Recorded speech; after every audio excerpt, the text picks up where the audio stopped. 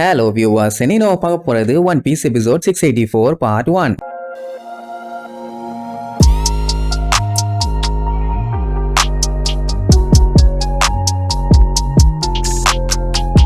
Open பண்ணா போன பாட்டுல நம்ம பயலுக சிரிச்சு அந்த பிக்காவை பயங்கரமா வெறுப்பேத்தி விட்டானுங்கல்ல. அது கடுப்பாயி காண்டாயி வெறியாயி நம்ம ஆளுல போட்டு கும்மா குத்த ஆரம்பிச்சிருச்சு.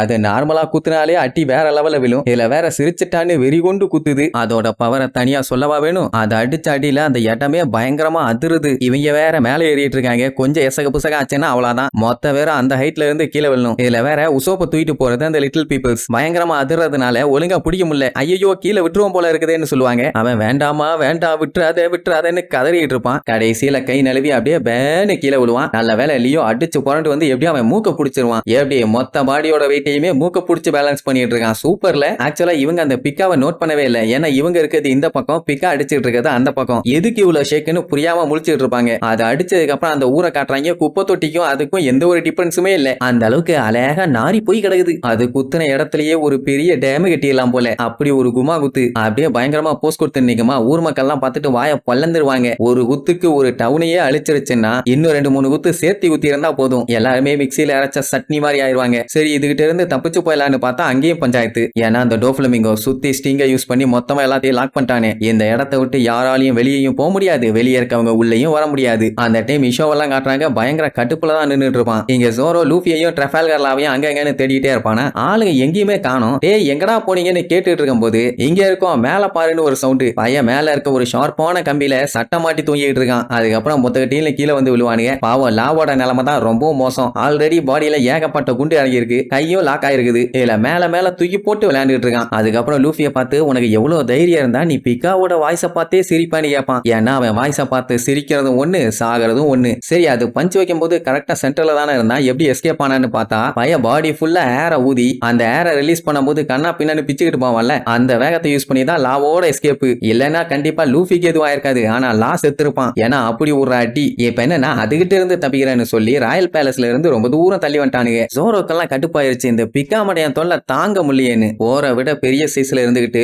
உசுரா வாங்கிட்டு இருக்கான். எனக்கு மட்டும்தான் அவனை எப்படி காலி பண்ணுன்னு தெரியும்னு ஜோரோ சொல்லிட்டு இருக்கும் போது திடீர்னு பின்னாடி அந்த கேவடிஷ் வந்துருவான். டே நீ எங்கன்னு கேட்டுட்டு இருக்கும் போதே 3 பேர்த்தையும் பார்த்துட்டு திடீர்னு லாவ கத்திய வச்சு ஓங்கி வெட்டுவான். நல்ல வேலை லூஃபி அவனை காப்பாத்திடுவான். நீங்க எல்லாரும் தாண்டா கேட்டு கேட்ட 1 நம்பர் ஒஸ்ட் ஜெனரேஷன் வேற சொல்லி கத்துவான். லூஃபி உடனே கடுப்பாயி இன்னுமா எங்க மேல கான்ல இருக்கன்னு கேட்பான். அவன் இல்ல நான் இனிமேட்டு ஸ்டார் ஹெட்ஸ் யார் மேலேயும் கோபப்பட மாட்டேன்பா. ஏன்னா நம்மளுக்கு குரூல இருக்க காட் உசோப்பு தான் அவன் உயிரை காப்பாத்தினது. அந்த நன்றி கடனுக்காக இனிமேட்டு இவங்க மேல ரிவெஞ்ச் எடுக்கவே மாட்டானாமா. ஏன்னா உசோப்பு அவன் உயிரை தியாகம் பண்ணி 100கணக்கான உசுரை காப்பாத்திருக்கான். அதுக்காக அவன் செத்து போல ஆனா சாகுற நிலைமையை தொட்டுட்டு வந்துட்டான்ல. ஆனா அவனை ஒழுங்காதான் பார்க்க முடியலம்பா. உடனே லூஃபி இப்படி எல்லாம் ஒருத்தன் சொல்றத அவன் கேட்டானா கண்டிப்பா சந்தோஷப்படுவான்னு சொல்லுவான். அப்போ கேவண்டிஷ் லாவோட கேப்பை கொண்டு வந்து அவன்கிட்ட கொடுப்பான். இது கொலோசியத்துக்கு முன்னாடி கிடைச்சாமா. நீ வந்தீனா நான் உனக்கு மாட்டி விடுவேன்னு பின்னாடி கத்திய வச்சுக்கிட்டே சொன்னோன்னே போட நாய உன்னை நம்பி வந்து தலையை பறி கொடுக்க நான் தயாரா இல்லம்பா. சரி பரவாயில்ல நீயே வச்சுக்கன்னு தூக்கி போட்டுட்டு நீங்க பண்ண உதவிக்கு கைமாறா நான் அந்த டோஃப்ளமிங்கோவை கொல்ல போறேன்பா. இதை சொன்ன லூஃபிக்கு செம காண்டாவும்.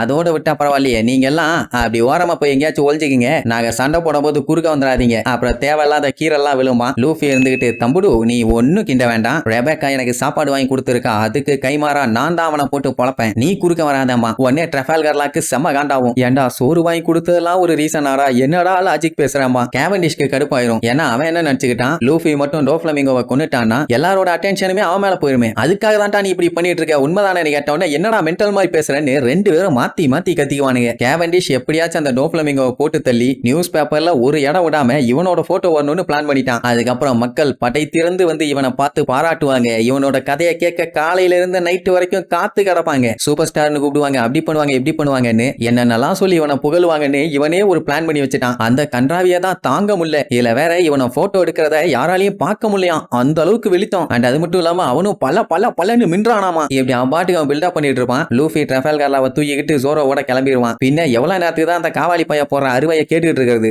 ஆளுங்க இருக்கானுங்களா இல்லையான்னு கூட நோட் பண்ணாம அவன் பாட்டுக்கு பேசிட்டு இருக்கான். இவன் அட்டுவலியும் தாங்க முடியல. அப்படியே கட் பண்ண அந்த டோஃப்ளமிங்கோட ஆளுங்க பிக்கா குத்துன குத்துல அந்த ஸ்டார் ஹெட் பைரட்ஸ் எல்லாம் செத்து போயிட்டாங்களா அப்படி இப்படின்னு வந்து செக் பண்ணி பார்த்தா யாருமே சாகல. எந்த ஒரு டெட் பாடியுமே இல்ல. இவ்வளவு நேரம் தேடி இருக்கானுங்க லூசு பாயிலுங்க. இந்த மேட்ரு பிகாக்கு தெரிஞ்ச உடனே செம்மையா காண்டாவான். உடனே அந்த பிகாவை சமாளிக்கிறதுக்காக ஒருவேளை நீங்க குத்துன குத்துல கம்ப்ளீட்டா காத்தா கரைஞ்சிருப்பானுங்க, இல்லன்னா வெடிச்சிருப்பானுங்கிற மாதிரி சொல்லுவானுங்களா. ஆனா பிகா இல்ல, அவனுக்கு தப்பிச்சிருக்க கூட வாய்ப்பு இருக்குங்கிற மாதிரி சொல்லுவான். எங்க போயிருப்பான்னு சொல்லி வெறி கொண்டு தேட ஆரம்பிச்சிருவான். ஏன்னா இது வரைக்கும் பிகாவை இந்த அளவுக்கு கேவலப்படுத்தி எவனுமே சிரிச்சது இல்ல. லூஃபி தான் கண்ணுல கண்ணீர் வர அளவுக்கு விழுந்து சிரிச்சிட்டான். லைட்டா சிரிச்சதுக்கே ஒருத்தனை நாய் சொல்ற மாதிரி சுட்டு அவனை மேல இருந்து தூக்கி வீசிட்டாங்க. நம்மால என்ன சிரிப்பு சிரிச்சிருக்கான், சும்மா விட்டுவானா அவன்? அவனுக்கு பயங்கர வெறியாயிருச்சு. அவனை எப்படியாச்சும் கண்டுபிடிங்க. அப்படி ஒருவேளை அவன் உயிரோட இருந்தானா எனக்கு தெரிஞ்சாகணும். அது மட்டும் இல்லாம அவனை டோஃப்ளேமிங்கோ ரீச் ஆக நான் விட மாட்டேன் அப்படின்னு அவனோட ஆழமான குரல்ல அழகா எல்லாத்திட்டையும் சொல்லி அனுப்பி விடுவான். இங்க ஜோரோ இவனும் வேகமா வந்துட்டு இருக்கும்போது என்னடா ஸ்டேஞ்சான ஆளுகளா இருக்கானுங்க, இவனுங்கெல்லாம் யாருன்னு சொல்லி லூஃபி கிட்ட விசாரிப்பான். லூஃபி இருந்துட்டு அவன் பேரு கேப்பேஜ்,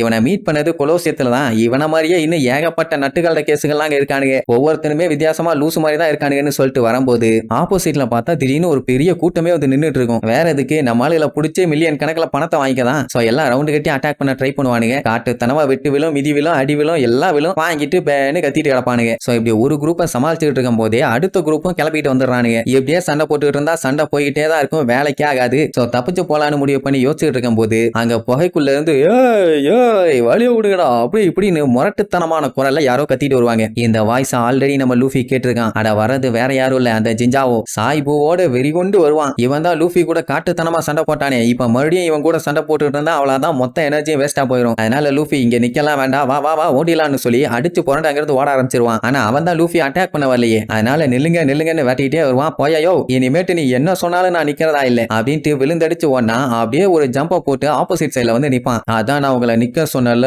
ஏன் ஓடிட்டு இருக்கீங்கன்னு வேற டெரரா கேட்பானா. லூஃபி முடிவு பண்ணிட்டான், போச்சு நீங்க சண்டை மண்டை உடையிற அளவுக்கு நடக்க போகுதுன்னு. அவ்வளவுதான், நெக்ஸ்ட் எபிசோட்ல மீட் பண்ணலாம். டாடா.